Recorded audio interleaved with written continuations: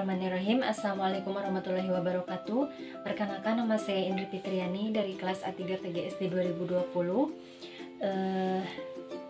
Di sini saya akan memaparkan mengenai standar nasional pendidikan untuk memenuhi salah satu tugas mata kuliah, yaitu manajemen berbasis sekolah. Dapat diketahui gitu ya, standar itu merupakan kriteria bahwa dalam standar nasional pendidikan ini tentunya sudah diatur dalam Undang-Undang Nomor 20 Tahun 2003. Standar nasional pendidikan ini merupakan kriteria minimal tentang sistem pendidikan nasional di Indonesia gitu ya, yang tentunya seluruh hukum negara kesatuan Republik Indonesia untuk agar gitu pendidikan lebih terarah, kemudian lebih terarah, dan juga dalam perencanaan, pelaksanaan, dan juga pengawasan pendidikan dalam rangka mewujudkan pendidikan nasional yang bermutu gitu. Kemudian apa sih fungsi standar nasional pendidikan ini? Tentunya dasar dalam pelaksanaan yang tadi saya paparkan, pelaksanaan dan juga pengawasan gitu ya, dan juga untuk menentukan mutu pendidikan, kemudian untuk menyempurnakan secara terencana, terarah, yaitu berkelanjutan sesuai dengan tuntutan perubahan lokal, nasional maupun juga global gitu. Standar pendidik dan tenaga kependidikan adalah kriteria profesional yang harus dipenuhi oleh seorang pendidik dan juga tenaga kependidikan, baik prajabatan maupun dalam masa jabatan. Standar ini dibuat sebagai mekanisme seleksi agar dihasilkan pendidik dan juga tenaga kependidikan yang berkualitas, profesional, dan kompeten di bidangnya gitu ya. Standar pendidikan yang baik akan menjadi sangat baik jika didukung dengan sumber daya yang baik pula. Kemudian dengan demikian gitu ya, akan tercapai tujuan pendidikan nasional. Ada juga tujuan standar pendidik dan juga tenaga kependidikan. Tujuan standar pendidik dan juga tenaga kependidikan adalah untuk mengatur kualifikasi seorang guru gitu ya, agar diperoleh sumber daya yang unggul di bidang pendidikan dan merata ke gitu di seluruh wilayah Indonesia. Adapun apa sih itu fungsi standar pendidik dan tenaga kependidikan? Yang pertama itu menjadi acuan bagi unit satuan pendidikan dalam menyeleksi calon pendidik gitu ya.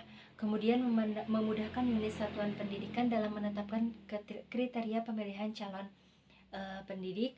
Kemudian pedoman untuk evaluasi kinerja juga gitu. Untuk selanjutnya, manfaat standar pendidik dan juga tenaga kependidikan. Manfaat yang bisa dirasakan dengan adanya standar ini yaitu pihak unit satuan pendidikan bisa lebih mudah dalam mengambil kebijakan terkait kinerja pendidik gitu ya. Standar pendidik dan tenaga kependidikan terdiri dari dua komponen, yaitu ada pendidik dan juga tenaga kependidikan.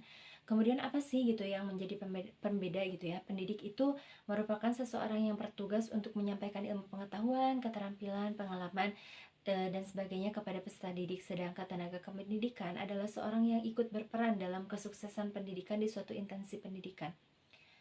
Seperti itu. Tenaga kependidikan terdiri dari dua komponen, yaitu ada pendidik, tenaga dan juga tenaga kependidikan.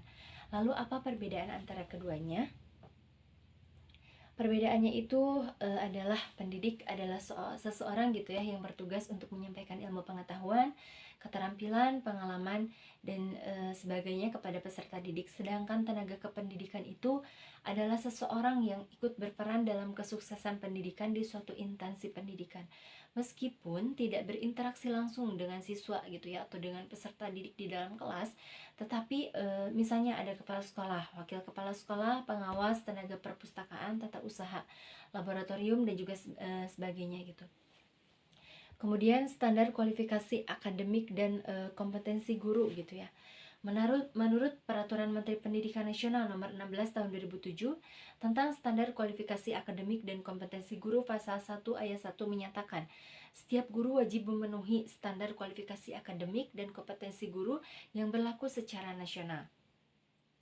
Kemudian ada pun kualifikasi akademik guru gitu ya, sesuai Permendiknas nomor 16 tahun 2007, bahwa standar gitu ya yang harus dimiliki seorang guru SD gitu atau MI adalah minimal pendidikan diploma 4 atau S1 sarjana, lulusan dari pendidikan guru sekolah dasar atau pendidikan guru madrasah ibtidaiyah.